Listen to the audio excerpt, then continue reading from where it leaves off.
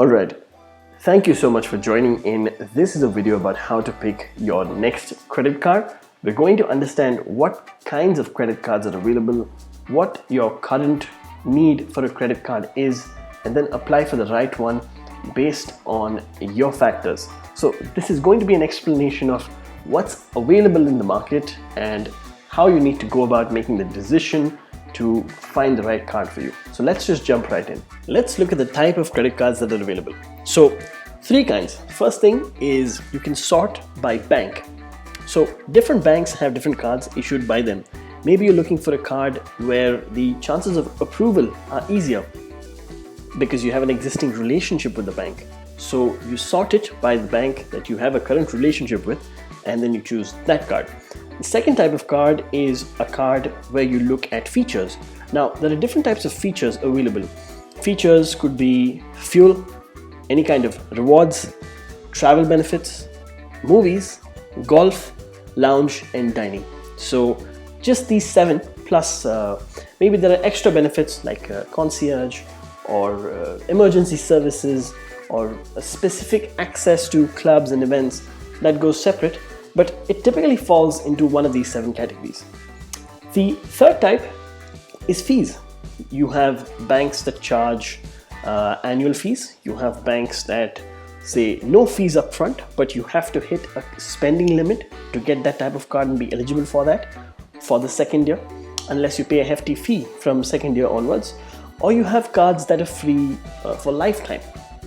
So I'm not going to take examples, but it's just to help you understand what cards are available. You can sort by cards that give you cashback, cards that have any offers, cards for travel or lounge benefits, but it's best to understand your current situation and then apply for a card.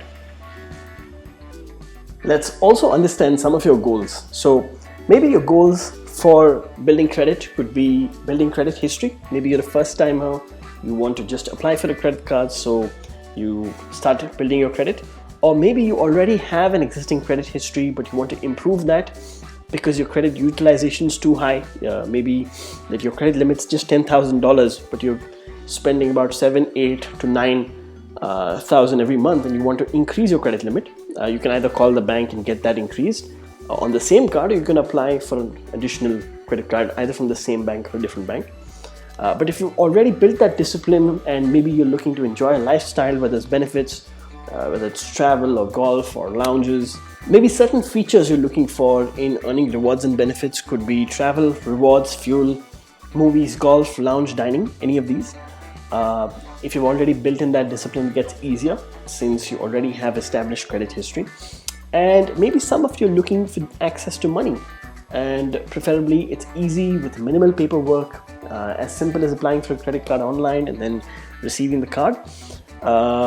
If you're looking for lower payments, easier access to money at a very low interest, you're probably better off looking at other options, not a credit card, but if ease of access is looking for, you're not worried about how much debt you accrue, then this could be a way, but really consult a professional or look at your current credit to make this decision. Let's say that you're looking at various offers online.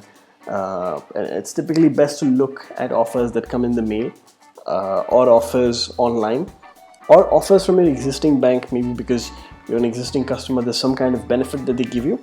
So let's say you're somebody that does not travel a lot, but you hear about a type of credit card that gives you instant access to flights and hotels, and gives you these statuses, and sometimes you're lured by the kind of offers that are available and you go ahead and apply for the card. Later you realize that all these benefits, they come at a certain price. Maybe the annual fee is very high.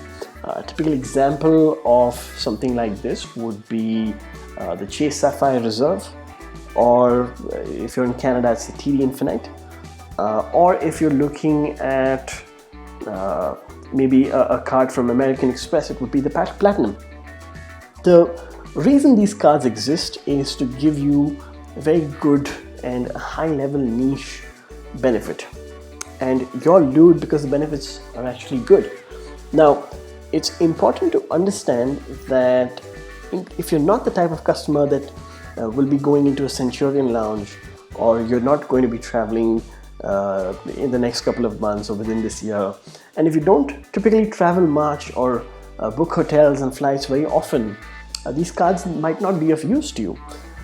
Let's take another example. So if the same person, you're comparing these offers, but you realize that one of the cards is giving you a travel credit that can go towards your Uber, and maybe you're the type of user that uses Uber a lot, or maybe you want a card that has a very low monthly payment, but it's more of a card that can not give you any of the benefits, but it helps you towards fuel or maybe towards dining. Then go ahead and apply for that card, not for the card that is deemed as prestigious, which gives you benefits, but you won't really be able to use the benefits. And the only benefit of having the card is to tell your friends that you have the card, but you're really not getting any of the benefits anyway. So understanding card type is very important.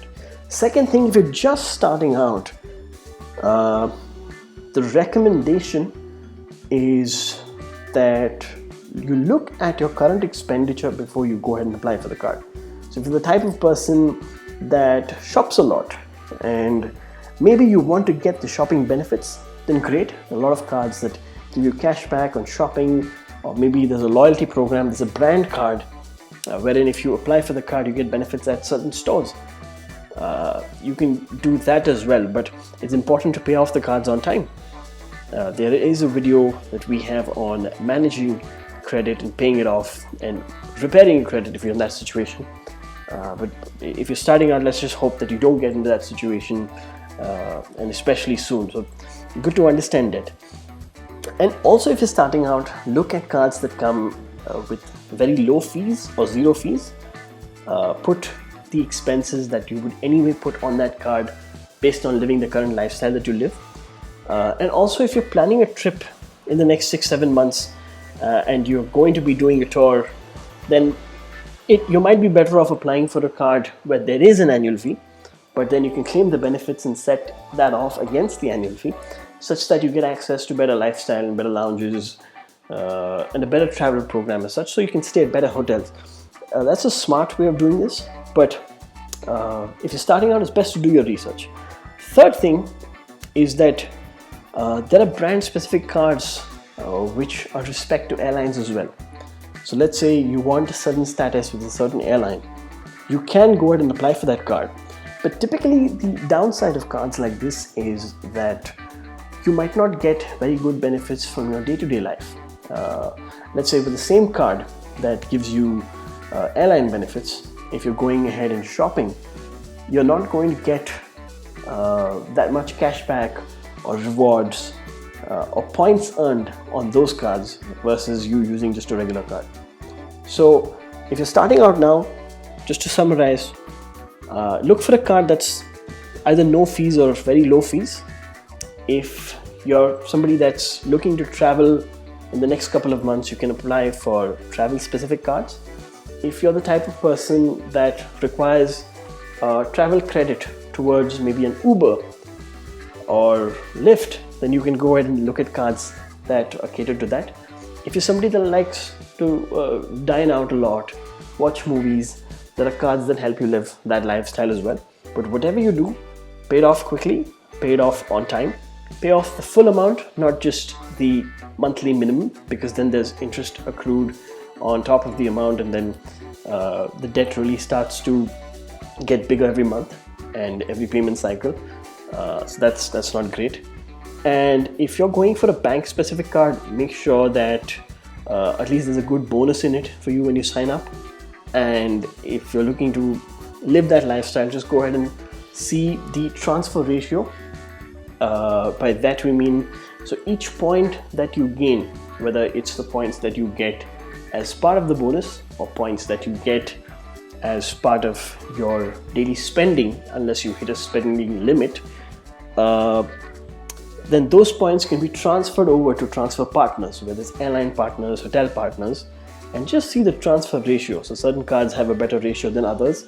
Sometimes there are bonuses as well. So if it's, let's say, Christmas and the credit card companies want you to enjoy that lifestyle, so they give you a better bonus, maybe The ratio might be 1 to 1, but then they give you 1 to 1.25, wherein you get 25% more value out of the current points you have. So take advantage of these situations as well, and that would be a best time to plan a trip or have some kind of expenses. So thank you so much for watching this video. If you want more videos on understanding what type of credit card to apply for, just reply down in the comments below, and we can then take the conversation further, and we'll also look at making more videos on the topic. So thank you for watching. Go ahead and hit that subscribe button. We always love making videos for you.